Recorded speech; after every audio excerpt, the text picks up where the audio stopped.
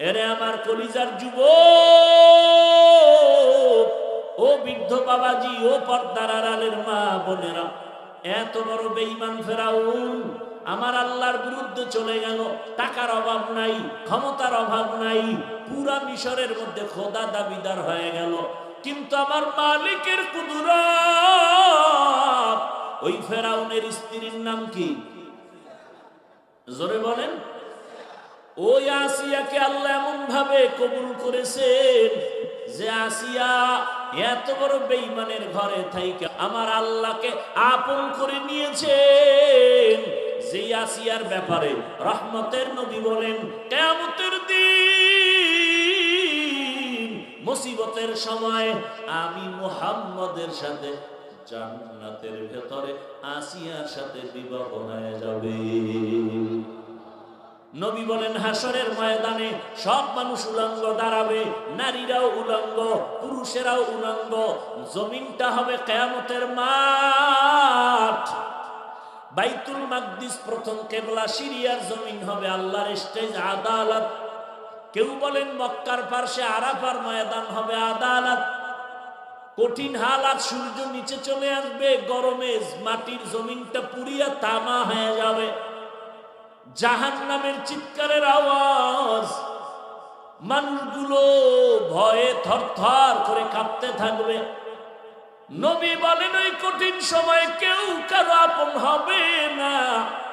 ওই কঠিন সময় জান্নাতের 8টা দরওয়াজা খোলা হবে, আর 8 দরওয়াজা দিয়া দারোয়ানরা 4 জন নারীকে ডাকবে, বারবার আসো।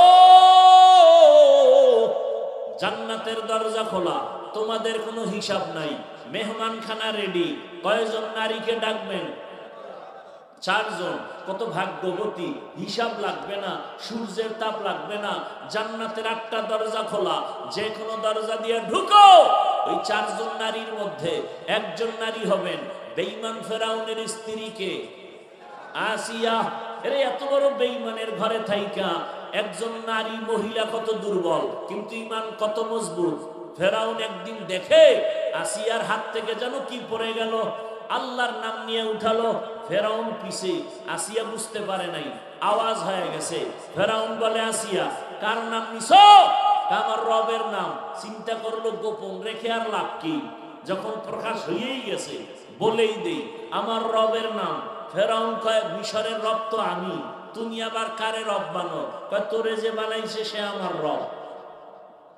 ফেরাউন কয়, সর্বনাশ, ঘরের ইঁদুর যদি বাত কেটে দেয় তাহলে আমার উপায় কি?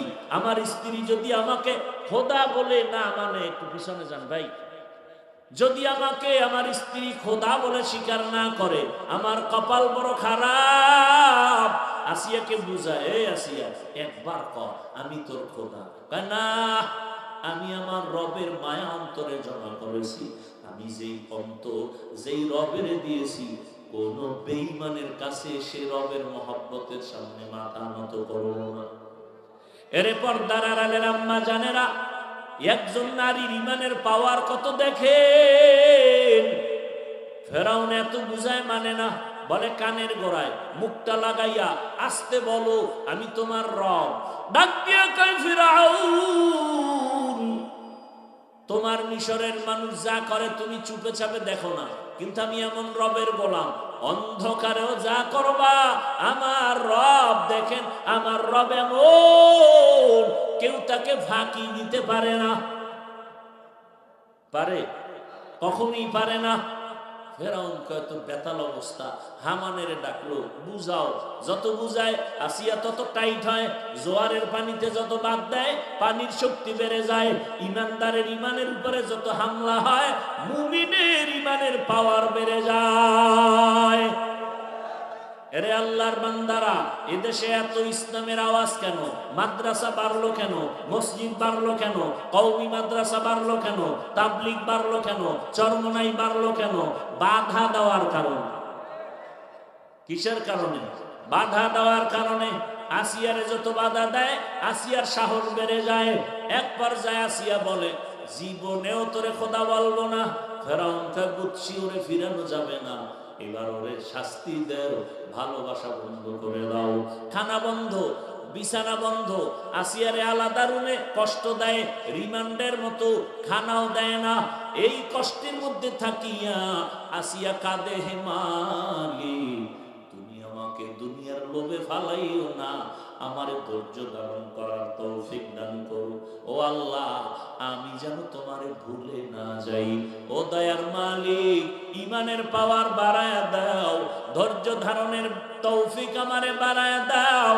এক পর্যায়ে দেখি আসিয়ার খানা বন্ধ, আসিয়ার ঘুম বন্ধ, আসিয়ার বিছানা নাই, এরপরেও আসিয়াকে দুর্বল করা যায় না। ও আমার মা বোনেরা, আপনারা আসিয়া না, তবে আসিয়ার মতো বড় দামি নারী। এরে আল্লাহর বান্দিরা, ও আম্মা জানেরা, বোনেরা, আপনারা খাদিজাতুল কুবরা না, তবে তাদের মতোই নারী। আপনারা আয়েশা রাদিয়াল্লাহু আনহার মতো নারী, ফাতেমা রাদিয়াল্লাহু আনহার মতো নারী। এরে আম্মা জান, এই এলাকায় ঘুরলে দেখবেন অনেক নারী আছে বেপরদায় চলে না, নামাজ ছাড়ে না, মোবাইলে সময় নষ্ট করে না, স্বামীর মাল খেয়ানত করে না। এমন কি ভালো নারী নাই? ও আম্মা জান, আপনারা কেন পারবেন না? দেখেন এত বড় বেঈমানের ঘরে থাকিয়া আসিয়া শেষ পর্যন্ত ফেরাউন ঘোষণা করলো, আসিয়া তোমাকে শুলিবিদ্ধ করব, ফাঁসি দিব। আসিয়া কাল ফাঁসিতেও যদি নেও আমার মালিকের আমি ভুলবো না। ঘোষণা হয়ে গেল মুখ তারিখ ফাঁসি। মিশরের জমিনে খোদা ফেরাউনের স্ত্রীর ফাঁসি হবে। দেখার জন্য হাজারো হাজারো মানুষের ঢল। আসিয়ার হাতে পায়ে রশি লাগাইয়া যখন ফাঁসির মঞ্চে নেয়, আসিয়া কাঁদে আর একটাই দোয়া করে, আল্লাহ তুমি আমাকে মজবুত ঈমান দাও, ধৈর্য ধারণের তৌফিক দান করো। হঠাৎ করে তাকায় দেখে আসিয়ারে যখন নিতেছে ফাঁসির মঞ্চে, সব মানুষগুলো তাকায় তাকায় দেখতেছে। হঠাৎ আসিয়া কান্না করে, ফেরাউন হাসি ঠাট্টা করে, বাজে কথা বলে। হঠাৎ তাকায় দেখে রাস্তা দিয়া জমানার নবী মুসা হেঁটে হেঁটে যায়। আসিয়া ডাক দিয়া কয় কান্না করে, ও নবী মুসা, আপনি আমার খবর জানেননি? মুসা নবী বলে, হ্যাঁ জানি। আজ আমি আপনাকে ছোটবেলা লালন করেছি, সেই সুবাদে আল্লাহ আমাকে হেদায়েত দিয়েছে। আপনি তো আল্লাহর কাছে কথা বলতে যান তুর পাহাড়ে। আমার এখন বিদায় বেলা, আমি একটা কথা জানতে চাই, আপনি ফাঁকে ফাঁকে রবের সাথে কথা বলেন। আমার তো মনে চায় আমি আমার রবের সাথে কথা বলতে। ও নবী, আপনি কত মজা করে কথা বলেন, বিদায় বেলা একটু আমাকে বলবেন আমার রব আমার উপরে এখন খুশি না বেজার? মুসা নবী চোখের পানি ছেড়ে বলে, আসিয়া আমি রবের থেকে কথা বলে আসি। আমি নবী হয়ে বললাম, এই মুহূর্তে আল্লাহ তোমার উপরে অনেক খুশি। আসিয়া কান্না করিয়া আসমানের দিকে হাত উঠাইয়া একটা চিৎকার দিয়া কয়, কোরআনের আয়াত, ক্বালাত রব্বিবনি লি ইনদাকা বাইতান ফিল জান্নাহ। ও আরশে আজিমের মালিক, এত বড় ক্ষমতাওয়ালার ঘরে থাইকা বিছানা পাই নাই, আরামের বিছনা খুয়াইলাম, খানাও খাই নাই, কষ্টের উপরে কষ্ট। ও আল্লাহ, বিদায় বেলা একটা দোয়া কইরা যাই, আল্লাহ তুমি আবদার পূরণ করো। আমার দিলের তামান্না, দুনিয়াতে এত বড় পাওয়ারওয়ালার ঘরে থাইকা আরামের বিছনা পাই নাই, খানাও দেয় নাই, আমি না খাইয়া কত কাঁদছি, বিছানাও নাই, ঘুমানোর জন্য এত কষ্ট। বিদায় বেলা আমার একটা দাবির মালিক, জান্নাতের মধ্যে তোমার পাশে আবার একটা ঘর বানাইয়া দাও, জান্নাতের ভিতরে আমার জন্য একটা ঘর বানাইয়া দাও তোমার পাশে। কান্না করে দোয়া করে আসিয়াকে রশি লাগায় ফাঁসির মঞ্চে নেয়। হঠাৎ আবার আসিয়া কান্না বন্ধ করে, আসমানের দিকে তাকাইয়া একটু হাসে। ফেরাউন কয়, রে আসিয়া, বিপদের কালে কান্না আবার হাসো কেন? আসিয়া কয়, রে বেঈমান ফেরাউন, তুমি দেখো না আমার মাওলা আমার অন্তর চোখ খুলে দিছে। আমি আমার মাওলার কাছে একটা ঘর চাইছি, তুমি আমার উপরে কত জুলুম করেছো, থাকার জায়গা দাও নাই, খানা দাও নাই। বিদায় বেলা মাওলার কাছে একটা জান্নাতে ঘর চাইছি, ওই ঘরের ছবি এখন আমি তাকাইয়া তাকাইয়া দেখতেছি, ওই ঘরের ছবি দেখা যায়। লক্ষ লক্ষ ফেরেশতা আসমানে তাকায় আছে। আমার মরণের পরে আমার রূহটা আমার মালিকের কাছে নিয়ে যাবে। তাড়াতাড়ি আমারে ফাঁসি দে, আমি আমার মালিকের মোলাকাতে চলে যাব, আমি জান্নাতে যাব। তোর এই রংমহলের থেকে আমার ঘর কত সুন্দর, আল্লাহ মজার ঘর আমার জন্য বানাইছে। ফাঁসিয়াকে যখন ফাঁসির মঞ্চে দেওয়া হয়, হাসতে হাসতে আমার মাওলার মহব্বতে চলে গেল। ও যুবক বাবারা, ও বৃদ্ধ বাবাজিরা, ও পর্দার আড়ালের মা বোনেরা, শুরুর থেকেই কথাটা বলছি, যুবক স্কুলে পড়ো, কলেজে পড়ো, তোমার মতো কত জেনারেল লাইনের যুবকেরা র্যাব, আর্মি, পুলিশ, বিডিআরের চাকরি করে, নামাজ ছাড়ে না। বলো তোমার বিবেক দিয়া তুমি কেন পারো না? তোমার মতো কত যুবক জীবনে আলিফ বা তাও মাদ্রাসায় যায় নাই, পড়ে নাই, শিখে নাই, অথচ রাস্তায় গাড়ি চালায়, নামাজ পড়ে। বলো তুমি কেন পারো না? তোমার মতো যুবক তাকায় দেখো, বাংলা লাইনের মাঠে কাজ করে, নামাজ ছাড়ে না। দেখো নদীর মধ্যে মাছ ধরে, নামাজ ছাড়ে না। OC, DC, SP, doctor, professor, engineer, নামাজি অভাব নাই। ও বাবা তুমি কেন পারবা না? ও এলাকার ব্যবসায়ী বাবারা, আপনার মতো ব্যবসায়ী কি নামাজি নাই? আপনি পারেন না কেন? ও চাকরিজীবী বাবারা, আপনাদের মতো চাকরিজীবী নামাজির অভাব নাই।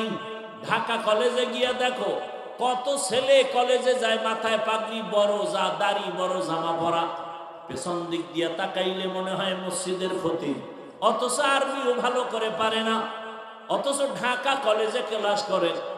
অবশ্যই তোমার কপালে আমার মাওলা গুনার কারণে বেজার হয়ে গেছে।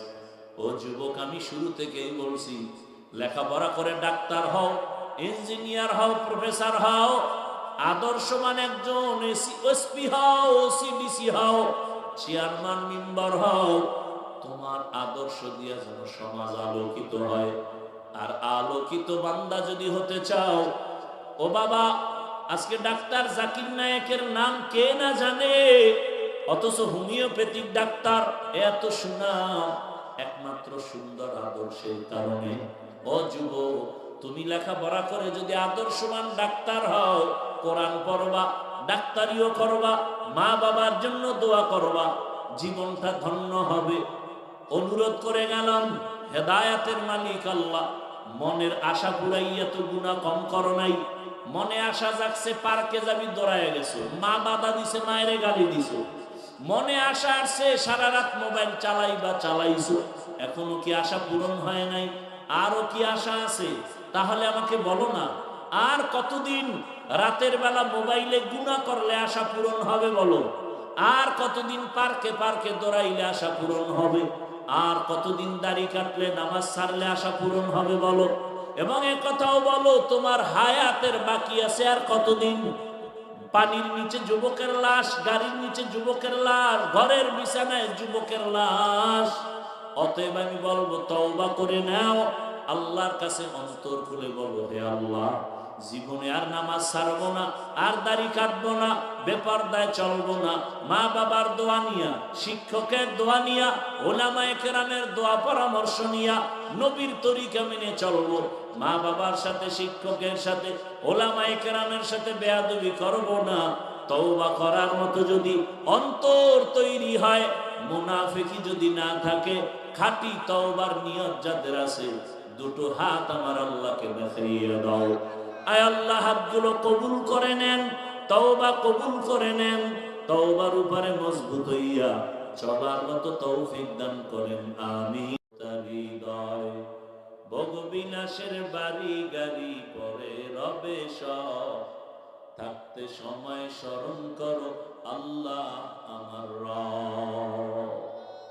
আমার রবকে ইন্নাল্লাযীনা ক্বালু রাব্বুনাল্লাহু সুম্মা ইসতাকামু ফালা খাউফুন আলাইহিম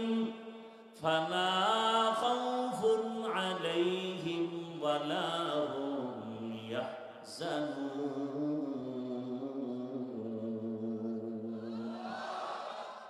আল্লাহকে যারা রব বলে স্বীকার করবে এবং রবের হুকুম অনুযায়ী চলবে, আল্লাহ বলেন বান্দা তোমার কোনো পেরেশানি নাই, ভয় নাই, আমি আল্লাহ তোমাকে বিনা হিসাবে জান্নাতের ফয়সালা করে দিব।